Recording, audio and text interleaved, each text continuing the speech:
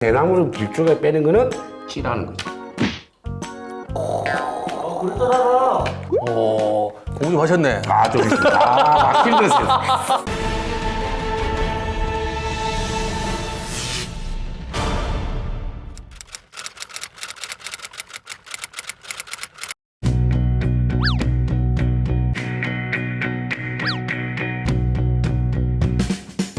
국산 구봉제 자존심 다 합쳐졌다 보면 되겠네. 잔존 부력과 자중 이런 것들이 거의 정확히 맞출 수 있어요.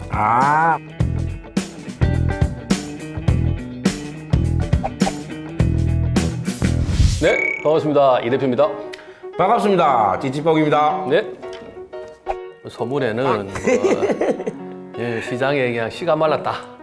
특히 이때 같은 경우에는 약간은 또 걱정도 좀 되고, 아무튼 그런 시장에 어떤 반응이 오니까 좀 고무적이기도 하고, 또 책임감도 느껴지고, 여러 가지 신경이 복잡해 지금. 이때 430 때를 치보면 전부 다 품절입니다.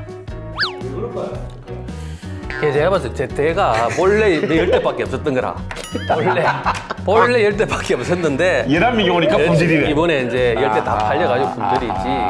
그건 내가 봤을 때 그건 아니고 찍을 때쯤 되면은 이제 후회하는 거죠. 좀 더 준비할 걸.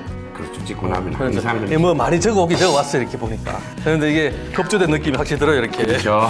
이게 뭡니까? 미싱기어 샴푸. 또 새로운 스폰서가 하나 들어왔습니다. 오. 많은 거예요 이런 거? 이런 거 우리는 한 번도 해본 적이 없잖아. 그렇죠. 전력한 핑 샴푸고요. 아우 고맙습니다. 감사합니다. 예, 예. 사장님 대박 나십시오. 자, 오늘 알아볼지는 국산 구봉제 자존심 경성공예의 타이탄지를 한번 알아보도록 하겠습니다. 타이탄. 티탄이 지금 먼저 물어봅시다. 근데 이게 그죠? 티타늄에서 앞에 것만 따가지고 이렇게 그 티탄이 넣을 수 있잖아. 그렇죠. 난 그렇게 티탄으로 보여 이게. 대표로 오시면은 경성공예의 역사 뭐 이런 것도 한번 여쭤보고 네. 그렇게 하는 시간 가져보도록 하고요. 그 배산 가게 이름 뭐죠? 찌찌뽕. 그래 맞아요. 이걸 우리는 구멍찌라고 해요. 길쭉한 걸 막대찌라고 하고 찌라고. 물에 가라앉는 걸 수정찌라고 하고. 예. 그런데 왜 이걸 찌라고 할까? 생각해 보신 적이 있으십니까? 그 당신도 잘 알겠지. 찌찌뽕이니까. 왜? 찌찌뽕 사장님이잖아요. 사장님. 찌찌뽕 사장님이 찌에 대해 더 잘 알겠지. 옛날에 찌가 그렇지 않습니까? 찌가 옛날에 사용했을 때는 띠풀이라는 풀로서 찌를 이렇게 그 고기에 물은 안 묻나 의심을 알 수 있는 걸 만들었다 해서 띠풀이 띠가 이렇게 차츰차츰 해서 찌로 변했다. 국유마로 돼서 네. 그런 설이 하나 있고 예. 또 하나는 띠운다에 띠자가 어간으로 돼서 국유를 해서 찌로 됐다라는 설이 지금 두 가지가 있습니다. 오, 공부 좀 하셨네. 좀 있습니다. 막 힘들었어요. 조승욱이 그 쑥종 때 약천 남구만이라는 선비가 있었어요. 그 선비가 지은 수풀 중에 집갱이라는 풀이 있습니다. 그 풀로 달아서 놨을 때 고기가 물었거나 안 물었거나 했을 때 그걸 들어가거나 나왔다고 해가지고 그걸 봤을 때 찌라고 불렀고 옛날 성균관이죠, 조선시대 성균관. 성균관에서는 우리가 오늘 수업 준비를 하면 요즘에 선생님들이 와갖고 오늘 과제가 어디 나간다라고 했지만 옛날에는 성균관에서 그 과제를 대나무, 길게 해서 대나무에 긴 통에 지금 찌통이 요리 맞게 찌는 그 통에다 여러 개의 과제를 넣고 그 중에 한 명이 뽑아서 나오는 그 과제를 가지고 그날 공부를 했대요. 그렇죠. 그래서 그 동그란 통이 찌통이라고 불렸어요. 그 통 이름을 찌통이라고 불렀다. 그러면 안에서 빼는 거는 대나무를 길쭉하게 빼는 거는 찌라는 거죠. 그렇더라고. 그들 따라 그걸 봤다니까. 문헌에 나와 있다니까. 이 찌의 유래를 몰라 아는 사람이 없어요 정확하게 없는데 내가 봤을 때는 조선시대에 그런 어떤 그 문헌에 나오는 그 찌는 아닌 것 같고 그때 당시에 찌에 대한 개념이나 이런 것들이 거의 없는 상황이고 그 아까 남 누군가라는 그분이 조설이라는 그 이제 낚시 그렇죠, 소설 맞죠. 같은 걸 썼는데 거기에 보면 제법 웃기는 이야기가 나와요. 낚시법을 배우고 뒤에 뭐 묘를 배워야 되는데 법은 가르쳐줄 수 있는데 묘는 터득해야 된다는 이야기가 나오는데 굉장히 그게 쓸만한 내용이에요. 이 사람 뒤에 이제 영의정까지 내는 사람인데 보니까 이런 거지 낚시를 통해서 이 모든 그 작은 거에도 정성을 다해야 된다는 걸 깨우친 거예요 거기서. 그런 내용이라 나는 괜찮은데 거기서도 내가 나오는 그 찌에 대한 그 개념이 그럴까? 약간 그렇긴 하고 이 어쨌든 찌라는 거는 어떤 단어잖아요, 단어. 그렇죠. 단어이기 때문에 찌는 띄운다 할 때 띠자에서 나온 느낌이 나는 제일 훨씬 세다. 더 나아 보인다니까. 띄운다. 이게 우리 영어로는 플로트, 블루트. 그죠? 일본에는 웃기. 일본의 웃기. 웃기. 공부 좀 하셨네요. 야. 이 띄운다, 뜨다라는 이기에 이 뜻자가 찌로 바뀌었을 가능성이 저는 가장 유력해 보인다. 그렇죠. 그게 문에도 나왔고 이게 나왔지만 확실한 정의는 없다. 이게 더 이제 설이다, 다 설인데 그리 보인다. 대한민국 구멍쥐를 다 알겠네요. 다 모르죠. 왜 낚시 30년 넘게 했다면서? 아유 100년 해봐요. 안 쓴 건 모르지. 그만다. 할 말이 없네. 아니 그게 아니고 그 낚시를 그만 했는데 그때 당시에 뭐 그러면은 원투 낚시 했단 말입니까? 아니 찌낚시 했죠. 그 찌낚시를 했으니 다 알지지. 저는 조력이라고 하는 거는 내 스스로 생각하고 낚시하는 걸 이야기하는 거예요. 아버지가 낚시 갈래? 그래 뭐 들고 바구니 들고 가는 낚시가 아니고 내가 스스로 뭔가를 장비를 사가지고 제대로 된 채비. 낚시를 시작한 게 94년도예요. 그때도 이미 있었단 말이죠. 그때 94년도니까 한참 바람이 불때. 이게 이제 뒤에 경성의 사인 모시면 또 물어봐야 되겠지만은 우리 구멍쥐 역사가 80년대로 거슬러 올라가야 되지 않겠나라고 본다는 거지. 맞죠. 80년대 한 중반 정도부터 실제로 보급되기 시작했다. 제가 봤을 때는 한 거의 40년 가까이 되지 않았나 찌낚시의 찌의 역사가. 그때 이제 처음에 들어온 찌가 우리는 아무런 그게 없죠. 그쪽에서는 이제 개념을 만들어낸 다 합쳐졌다고 보면 되겠네. 민짱대 낚시와 릴을 가지고 있는 던지는 낚시와 다 결합된 거 아니에요. 여기에 찌낚시가 찌가 달리면서 뭘 돌릴 수도 있고 뭘 던질 수도 있고. 그 전에도 우리 밑장 때쯤 달았었잖아요. 달았죠. 근데 그게 딱 한 개지. 한 개지. 내가 5m 20이면 맥스가 10.4m야. 네. 그 이상은 낚시를 못해. 못하죠. 좀 더 할 수 있겠구나. 팔이. 그게 나잖아, 그게. 근데 그게 한계를 극복한 게 뭐냐? 릴이 생겼다. 릴. 줄. 우리가 150m 150m 있으면 150m를 던지든지 흘리든지 할 수 있다는 네. 거. 그 개념을 만들어가지고 80년대에 이미 걔네들이 만들었단 말이야. 80년대 만들어가지고 할때 그 중반에 중반 정도에 이제 들어왔는데 아쉽게도 그 개념들이 전부 다 일본 것이죠. 아니, 뱅에돔이라는 거야. 일본은 뱅에돔 낚시하는데 이걸 만들었지, 릴자 낚시 개념을 만들었지, 감성돔 낚시용으로 만든 건 1도 없었다는 그때 당시도. 지금도 압도적으로 일본에서 릴자 낚시다 이러면은 뱅에돔 낚시를 이야기하는 거지 감성돔을 낚기 위해서 하는 조법은 아니는 거예요. 대부분 보면은 자 그랬을 때 처음에 당연히 그러면은 무슨 찌가 들어갔겠어요? 내 기억으로는요 구멍이 쪼까네. 다 뭐냐? 전유동찌. 전유동찌로. 자 그다음에 호수가 저부력이 없어. 저부력이 전부. 그걸 이제 수입상들이 일본에서 대박 히트 친다고 이거 고기 잘 남다고 해가지고 가져왔을 거 아니에요. 대박 났죠. 그때 당시 백예도방 다시 하기 말고. 아니지. 그걸 가지고 감성돔을 했지. 아하. 자 초창기 때 기가 막힌 일이 일어나는 거라. 아. 그 백돔찌를 가지고 모르니까 우리는 그때는 정말 몰랐다고. 형아들이 그걸 가지고 그 어려운 조건에서도 물 콸콸콸 가는 데서도 그 비찌 가지고 2비 이런 거 3비 이런 거 가지고 전유도 하는 거야. 쫙. 그래가지고 뭘 잡아요? 감성돔을 잡는 거라. 그 백돔찌인데 그 일본아들 보면 놀랬겠네. 신기하지. 자기들은 백예돔 전정찌라고 만드는 거를 한국에서 냅다 수입해가지고 그때 벨조법이 다 나왔었어요.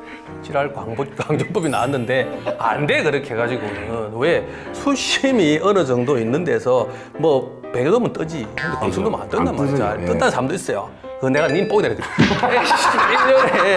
1년에 한두 번 뜨는 거 가지고 지 한 평생 한두 번 본 거 가지고 뜬다라고 이야기하면 그거 어쩌나 말이고 말도 안 되는 소리 하지 말아야겠지. 안 된다는 거지. 철제 바닷국인데 자 수심 10m인데 그 입이 가지고 10m 내리려고.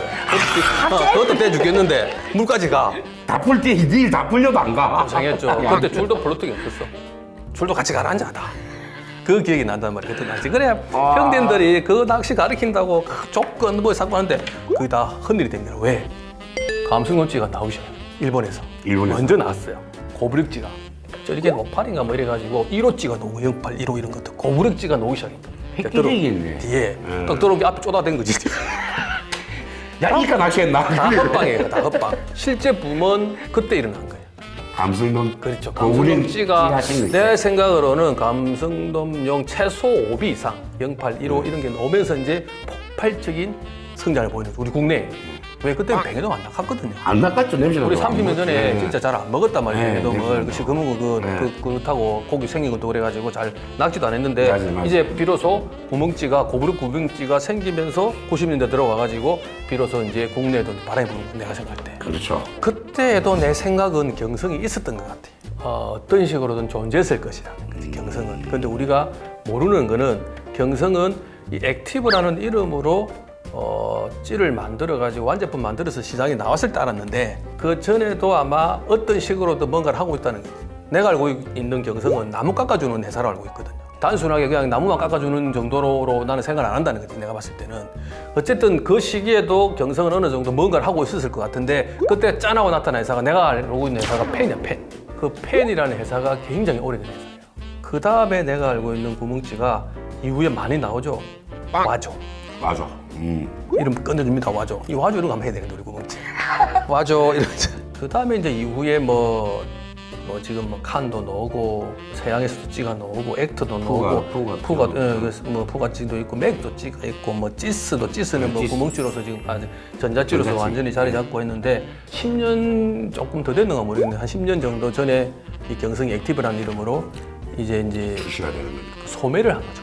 그 전에는 제조 혹은 OEM만 하다가 이제 도소매를 전환을 했던 시기가 내가 알고 있기는 그때 시기라. 10년 전에. 10년 전에도 구멍찌 시장은 제법 살아있던 시장이에요. 예, 괜찮았어요. 예. 살아있던 시장이고 어쨌든 90년대에 들어와가지고 진짜 거의 폭발적인 찌나노는 없었다는 거예요. 찌너놓으면 없는 거라. 기술력도 많이 차이가 났을 거라고 생각을 하거든요. 그때 당 10년 전 나왔을 때는. 뭐 나무 깎는 기술밖에 없었겠죠 그때.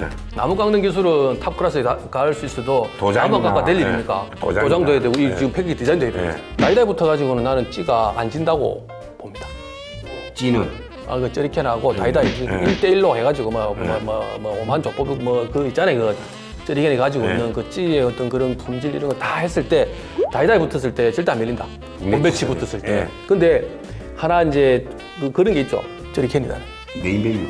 쩌리캔. 내가 얘기하잖아요. 가심비를 어떻게 하자고. 예. 그거를 뒤에 따르는 후발주자가 건드리기가 굉장히 어려워요. 그렇게 이야기하겠지. 찌 벗어놓 쩌리캔. 찌 벗어놓 MC6. 뭘 이야기하고 있는 거예요? 내가 낚시 잘한다고 이야기하고 있는 거 아니에요. 나는 분명히 찌 벗어놓 물어봤는데 낚시 뭐 하나 물어봤는데 이 인간이 찌 이야기를 하고 막 이래. 쩌리캔에서 넣은 굉장히 좋은 찌를 쓰고 있어. 이렇게 대답하는 거지. 그게 그 우월하다는 그거를 그 은유적으로 표현하는 건데 그게 그걸 따라잡기가 굉장히 어렵다는 거. 찌가 다이다이 붙어가지고 안질 정도가 돼서는 안 돼요. 비슷하려면은 품질 면에서 후발주자인데 불구하고 품질 면에서도 이기고 가격 면에서도 이겨야 돼. 그러면 소비자가 헷갈리네 이러고 쩌리게 쓴다고 해야 되는데 근데 이런 거 맛있네. 그렇지. 그때는 이래 되는 거지. 쩌리게도 사고 액티브 사고. 액티브도 사고 하겠죠. 다이탄 사가지고 별 차이 없네? 라고 나와야 되는 거죠. 아주 이제 손님 뭐 있을 때는 있을 때는 다이탄이 훨씬 별 차이 없다. 아니 그때는 쩌리게 쓰고 왜 폼 잡아야 되니까 조제 낚시할 때는 이거 쓰고 있죠.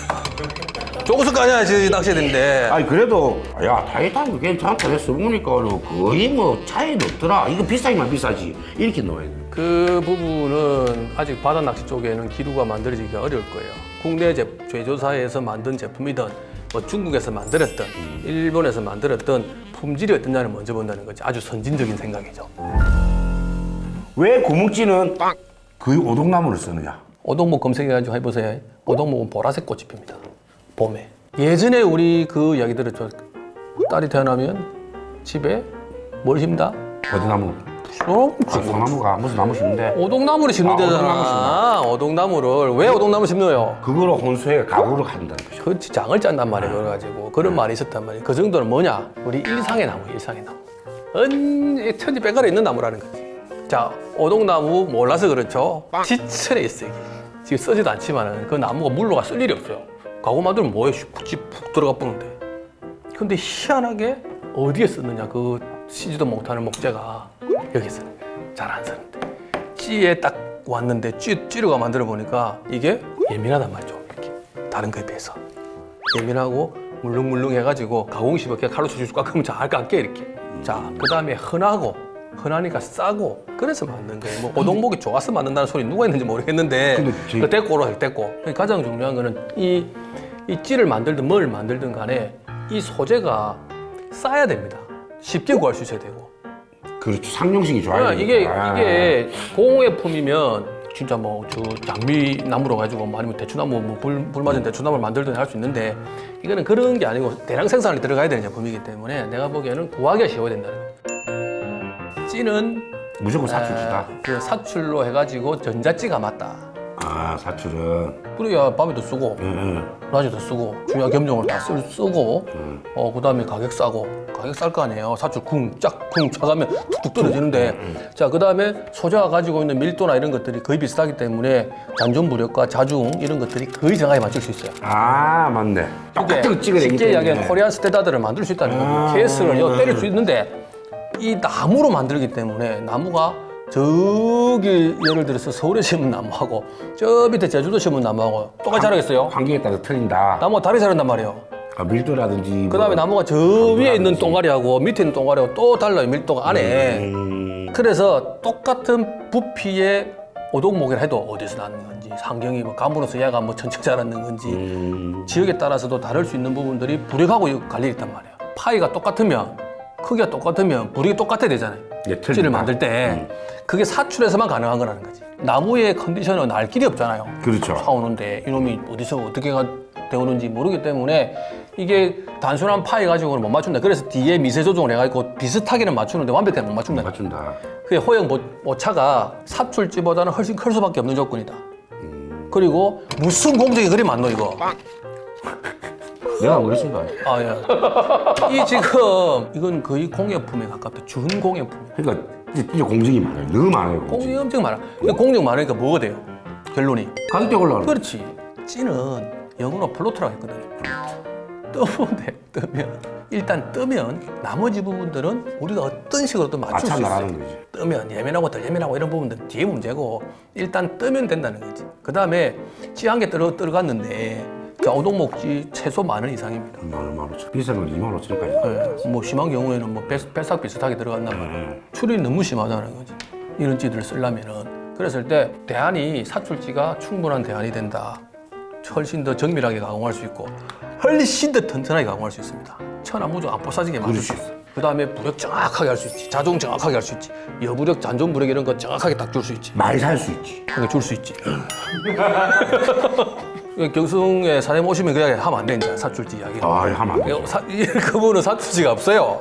전부 오동목이. 그렇기 때문에 개인적인 생각은 그래서 뭐 찌를 만드는 회사에서 사출찌를 베이스로 하고 이 구멍찌의 오동목을 쓰는 이 부분은 굉장히 이제 훨씬 더 고급스럽게 만들고 더 가격을 더 올려보라는 거죠, 아예. 팍 올려보고 대중적인 찌는 사출찌로 해가지고 만들고 왜 수중찌도 사출이 맞죠? 내가 생각할 때는 사출이 맞거든요. 한 개 충분히 1,000원 이하로도 공급이 가능해요. 가능하죠. 1,000원 되죠. 지금 사출지가 지금 800원, 700원 뭐 그게 사출이 맞다는 거예요. 그 수중찌가 필요한 호수가 5비부터 필요해요. 5비, 뭐 5호, 뭐 0.5부터 필요한데 사실은 0.5 쓸 때 1호 쓰면 돼요. 뭐 그런 조건이면 야 수심 5m니까 그게 제로 안 쓸 것 같으면 바로 1호로 가도 돼요. 낚시 제법 알아. 맞아. 별 차이가 없어. 그러면 이거는 그냥 추라.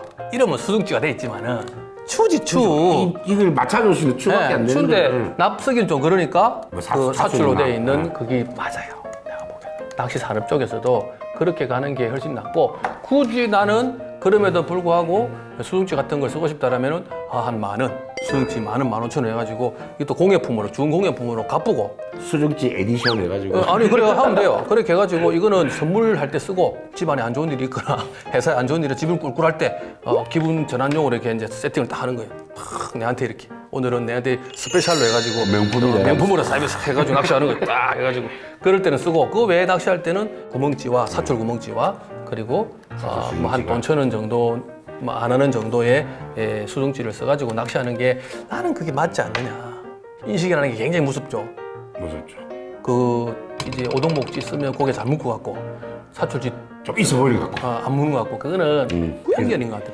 편견. 그렇죠. 그리고 고정관념이고. 계속 그 사출찌를 써가지고 그걸 뒤집어 엎어야 된다는 거지. 업데이트 시켜야 되는데 낚시 1년 해봐야 죽도록 가봐야 12번입니다. 일반 직장인들이 12번간 풀 간 거예요. 한 달에 한 번씩 간 거니까 13번 가면 욕 처에 들어보여요.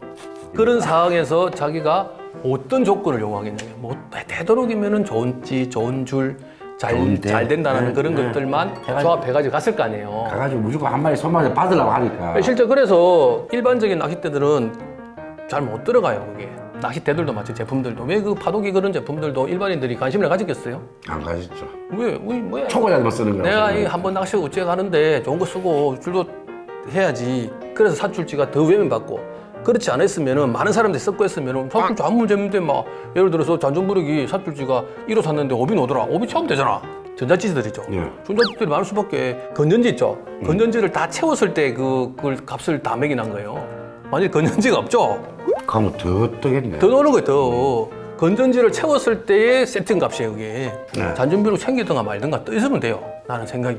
찌는 떠 있으면 된다. 떠 있으면 나는 그거를 맞출 수 있는 방법이 여러 가지가 있어. 있죠. 봉돌을 채우든지. 아니, 봉돌 채우든지 뭐. 수증기를 뭉개 달든지. 뭐 미끼리 이만한 거 달든지. 예. 뭐 이렇게 해가지고 그걸 맞춰 쓰면 된다는 거지. 찌를 맞춰 쓰는 거지. 그런 개념은 아니다. 그치 호수에 맞춰서 가는 건 아니고 맞춰 쓰는 거다. 개념 자체가 나는 그래요. 나는 그래요. 솔직히. 그래서 이런 저 액티브에서 나온 타이탄이나 이런 찌들은 굉장히 고급지다라고 생각하고 써야 된다는 거예요. 굉장히 고급지다. 굉장한 기술들이 다 들어가 있을 것이다, 이 안에. 정말 저렴하게 이렇게 쓸 수 있는 부분들은 주약 염정으로 되어 있는 전자찌 사서 쓰는 거지. 전자찌. 5천짜리도 있죠? 있습니다. 3천원짜리 있어요. 아, 그런 게 나아요. 그런 게 물만 안 쓰면 짱이야, 그게. 잔존부력을 낚시를 하면서 그 찌를 정확하게 그날 가서 얼마를 채우면 가라앉는지를 보면 돼요. 아, 충분히 사출지도 가능성이 있고 시장성이 있고 그 다음에 초보자들한테는 그 찌가 훨씬 더 맞는 찌다. 소비자 입장이지만은 찌가 딱 보기 이뻐. 그러면 얘가 이쁘기 시작하면 이 이름으로 넙득한 것도 넣고 넙득한 것도 사고 싶어. 찌는 이미 나의 눈을 현혹시키는 아이템이 된 거예요. 요즘 고기는 이 찌를 보도 안 하잖아요. 이게 찌가 뭐 고기하고 무상했어 사실은. 그 만드시는 분의 또 이야기 한번 들어보고 그 생각도 그렇게 있으실 하고 거고, 그렇게 예. 하고 뭐 이제 모셔가지고 알겠습니다. 회사 대표님의 어떤 그런 생각 전문가 아닙니까? 저분은 직접 실제 그 낚시를 하시는 분이거든요. 낚시를 오랫동안 하신 분이기 때문에 굉장히 고차원적인 이야기들이 나올 수 있어요. 찌 만드시는 분들은 가장 낚시 아이템 중에서 어렵다는 이야기를 제가 들었는데 그 어렵다는 그 찌 중에서 뭐 여러 유사 어떤 그 제품들 많고 일산 제품들도 있는데 그거 다 제껴놓고 국내에서 만드는 제품 먼저 하고 다음에 뭐 일산 제품들 한번 만나볼 수 있는 그런 기회를 만들도록 하겠습니다. 이번 시간에는 경성공예라는 그 회사를 운영하고 있는 우리 고 사장님 모셨습니다. 고맙습니다. 고맙습니다.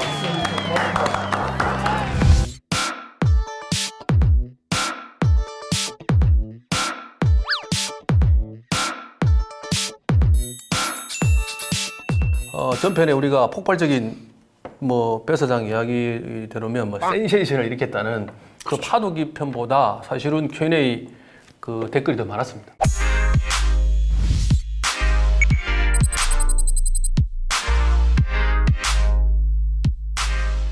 저희들도 이제 이렇게 정리를 좀 했어요. 한 10개 정도로 이제 Q&A를 추렸는데 그렇게 해가지고 그 내용대로 해가지고 질문을 드리도록 그렇게 하겠습니다. 준비됐습니까? 경성이면 옛날에 서울 이름인데 그 경성공예가 어떤 회사인지 한번 말씀해 주시면 고맙겠습니다. 지금 현재는 브랜드명이 액티브요. 맞죠? 액티브로 돼 있대요. 그리고 이제 수중찌하고 구멍찌 도합은 약 한 40여 개 예. 아이템을 생산하고 판매, 관리까지 하고 있는. 그렇죠. 맞아요. 완제품을 판매하는. 그러니까 이제 역사라고 하기는 좀 그렇고 예. 국내 그 오동목찌가 생산되기 시작할 때 네. 그때부터 이제 저희들이 그 나무 깎는 기술이 좀 있어서 네. 국내 유명한 업체라는 데에 OEM으로 오동목을 깎아서 공급을 해줬어요. 납품을 네네네.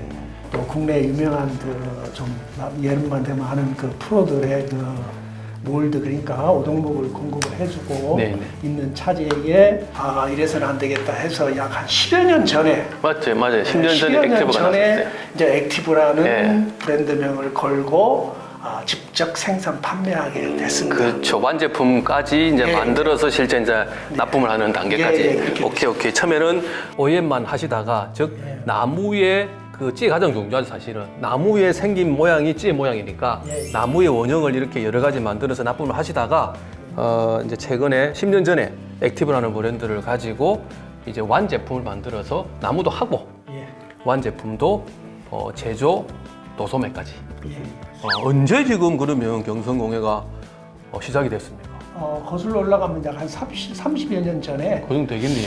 원목 가구의 손잡이를 예. 저희들이 이제 그 일본말로 로꾸로라고 하는데 맞아요. 그 업종을 했어요. 예. 그러면서 이제 나무 깎는 거에 대한 이제 노하우가 축적이 됐죠. 네네. 저 역시도 뭐 그때 당시에 이제 낚시를 좋아했기 때문에 직접 만들어서 그러시구나. 하다가 예. 이제 낚시 업계하고 인연이 됐어요. 그 업체가 뭐냐면 그렇죠. 팬지. 팬지에 우리 생산자하고 저희 동생입니다. 매칭이 돼서 네. 그쪽에 이제 그 납품들을. 오동목을 깎아서 이제 납품도 그게 납품을 해주는 그게 시초가 됐네요. 그때가 이제 바로 이제 아마 내가 알기로는 20년? 수교 약간 얼마요? 전으로 알고 있어요. 중국 수교가 1992년입니다. 27년인데 3년 전이라면 30년이잖아. 더 전이라며. 그 오래된 것 같아요. 그때 저는 경성 이야기를 많이 들었었거든요. 다른 친구들 통해서.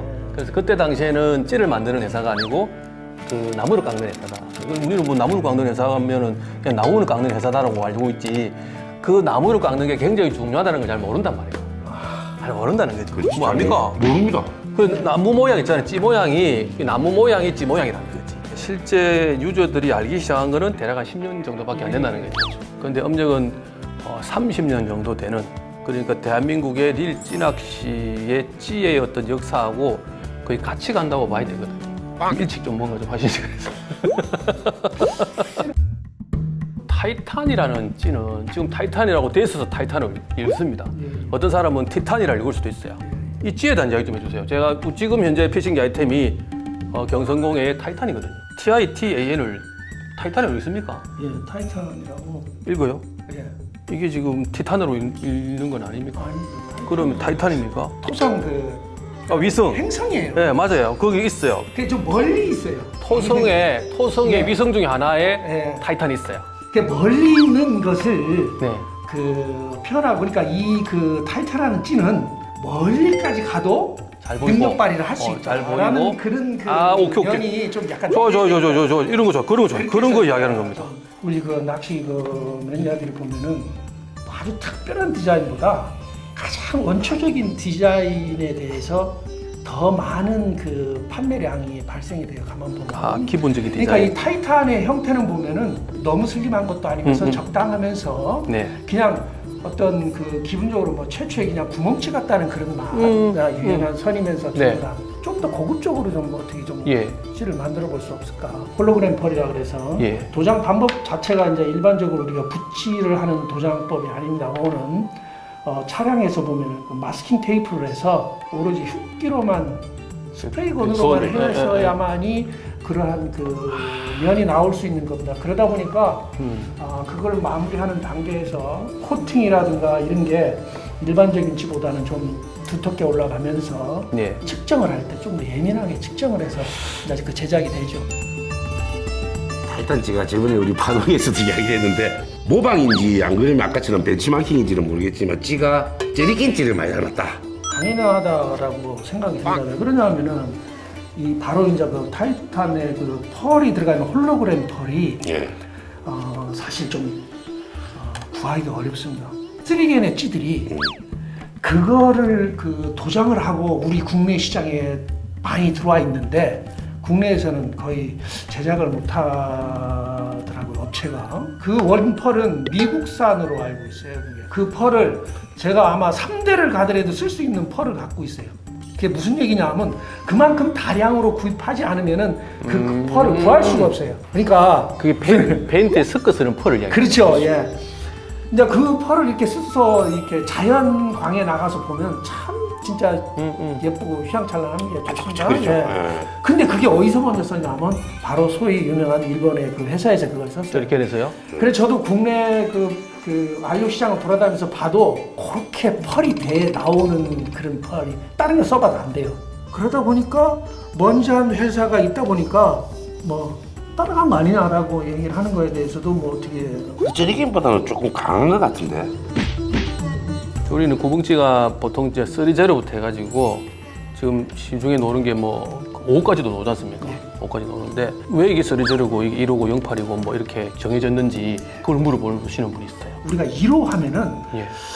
3점 4.75g이에요. 그 75g이에요. 우리가 한돈 하죠. 금 한돈하고 네. 4.75. 결국은 우리가 그 선두주자인 일본의 영향을 미리 정해놓은 호수를 우리가 결국은 나왔다. 다시 답습하는 건데요.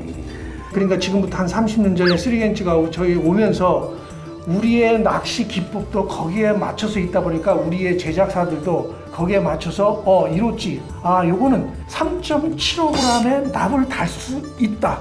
있고 나머지 여부력을 더 줘서 낚시할 수 있게끔 해줘야 되겠다. 1호는 그 침력이죠. 예. 침력 3.75g을 띄울 수 있는 찌다. 예. 최소한 3.75g은 띄워야 1호가 된다. 예, 그렇죠. 그 개념이네, 그 개념. 그 개념이 아쉽게도 우리가 만든 게 아니고, 일본에서. 지금 현재로 봤을 때는 저리겔에서 자기들이 자체적으로 만들어가지고, 개념화 시켰고, 그게 기준이 그게 되네. 우리나라에 들어와가지고 자연스럽게, 실제 줄도 그렇잖아요. 줄도 1호는 0.165mm라고 돼 있어요. 타이탄 같은 경우에, 토제론가부터 해가지고, 2호까지인가 나오는 걸로 내가 기억이 나는 거. 아니, 실제는 제로부터입니다. 제로부터 보니까 어쨌든 그게 저는 신기하다는 거죠. 똑같은 어떤 베이스로 가지고 만들었는데 제로치부터 2호까지 나옵니까? 예. 그러면 뱅에돔, 일반 감성돔 낚시, 웬만한 참돔들 그런 낚시들이 다 커버가 되겠네요. 입지로는. 예, 커버가 되죠. 저구력인 제로나 B2B, 3B도 요즘은 감성돔에도 많이 사용을 해요. 그렇죠. 비정법 이런 것들 많이 해서. 당연히, 예. 그래서 엄밀히 얘기하면은 타이탄은 바로 감성돔을 겨냥해서 나온 찌고 원래는 감성돔 치고. 예. 전용치. 그러면서 그거를 사용하는 유저분들이 응용을 해서 네. 뱅에돔 쓰는데도 쓸 수 있습니다. 그거는 그분들의 아주 그 프로적인 기법으로 인해 가지고 사용하는 거고 만들어진 것은 감성돔 용이다. 왜 호수마다 무게 다 다르고 잔존 부력이 다르냐? 이거 물어봤어요. 이거 질문이 또 많았어요. 1호인데 뭐 13.5g이라 치고 예. 뭐 평균 그 정도 나간다니까. 예. 13, 4g, 12, 3, 4g 정도 나가는데 제가 보니까 그게 다 이제 무게가 다르다는 거죠. 자연목이다 보니까 그렇죠. 그러한 오차가 그 어떤 공업적인 그런 어떤 뭐 사출이나 기계적으로 깎은 거 하고는 당연히 오차가 생기죠. 다르죠. 그러니까 그거를 얼마나 오차를 줄여서 네. 미세 조정까지 하느냐. 미세 조정을 해서 네. 쓰는데 전혀 불편함이 없도록 만들어내느냐가 이제 기술이죠. 근데 유저들은 그리 또 생각 안 하시는 분들, 초보자들은 찌가 잔존 부력이 또 다르다? 이렇게 샀고. 결국은 오동목이 그 찌로서 가려면은 정확하게 한 곳에 어느 한 포인트에 일치는 하지 않아도 네. 그 주변에 올 수 있도록 만들어야 돼요. 그렇죠. 제로시 이런 거 갈 때는 0.05g으로 인해 가지고 찌가 되느냐 안 되느냐 하는 얘기가 나옵니다. 0.05g이면 참 진짜 기가 막히게 얇은 그런 적입니다. 근데 그걸 맞춰내지 않으면은 뱅에돔 매니아들한테는 결국은 호응받지 못하죠. 그래서 그거를 상쇄시키기 위해서 예를 들어 1호다, 마이너스 수송주 낼 만한 어떤 그런 걸 밑에 박는데 그게 똑같은 걸 박아서 안 된다는 거지. 조금 더 미세 조정해가지고 추가하고 가감하고 하지, 그걸.